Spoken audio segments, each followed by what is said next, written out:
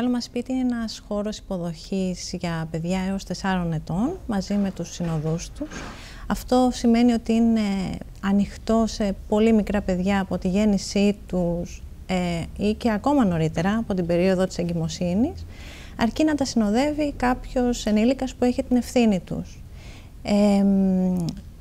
Θεωρούμε ότι από την εμπειρία που έχουμε εμείς, αλλά και από την εμπειρία σε άλλες χώρες, ότι είναι ένας χώρος που λειτουργεί σε πολλά επίπεδα.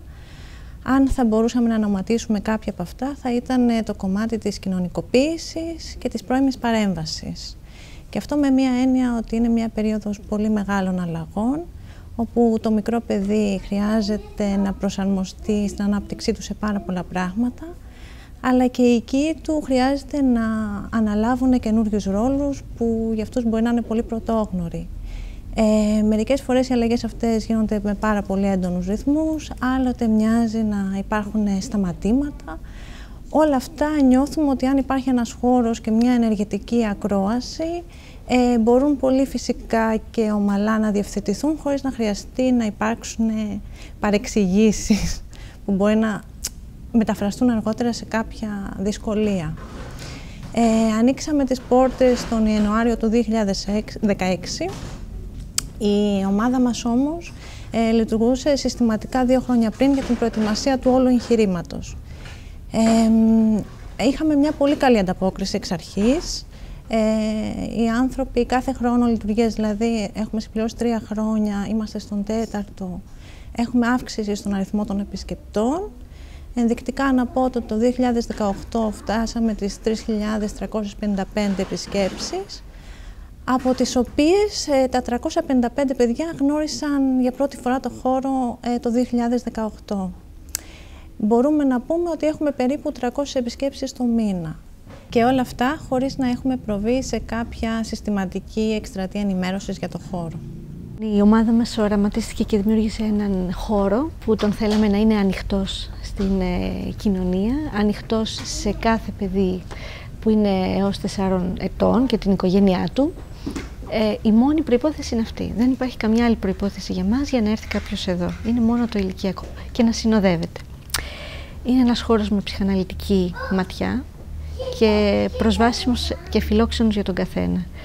Το μεγάλο μας σπίτι θέλαμε να είναι φιλόξενο, να είναι φιλικό και να το νιώθουν όλοι ένα δικό τους χώρο. Ευτυχώς η ομάδα μας βρήκε την αμέριστη υποστήριξη από το Δήμο Αθηναίων και μας παραχώρησε αυτόν εδώ το χώρο για να φιλοξενήσει το μεγάλο μας σπίτι. Αυτό που ζητάμε από ένα παιδί που έρχεται στο μεγάλο μας σπίτι είναι το μικρό του όνομα. Μόνο αυτό. Το γράφουμε στον πίνακα και από εκεί και πέρα παραμένουμε στη διάθεσή τους, στη διάθεση του παιδιού και των συνοδών τους για ό,τι θέλουν να ρωτήσουν, να πούν, να επικοινωνήσουν μαζί μας. Δεν κρατάμε άλλα στοιχεία, δεν κρατάμε φακέλους, δεν έχουμε σημειώσεις, δεν κλείνουμε ραντεβού. Είμαστε εδώ και όποτε θέλει κάποιος έρχεται και όποτε θέλει φεύγει στις ώρες που είμαστε ανοιχτά.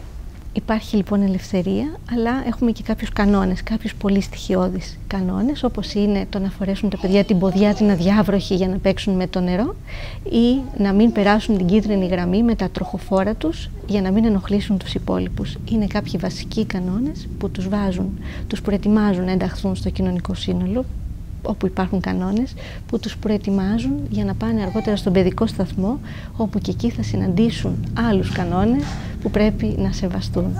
Προετοιμάζονται λοιπόν να γίνουν πολίτες που έχουν δικαιώματα, αλλά και υποχρεώσεις.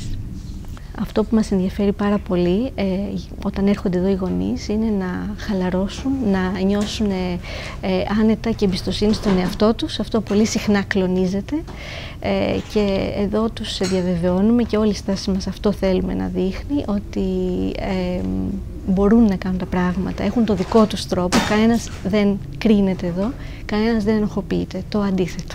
Θέματα που συνήθως απασχολούν τους γονείς είναι, για παράδειγμα, το φαγητό, ο ύπνος, ο ερχομός δεύτερου παιδιού, οι πρώτοι αποχωρισμοί, όπως η επιστροφή στη δουλειά ή το ξεκίνημα παιδικού σταθμού.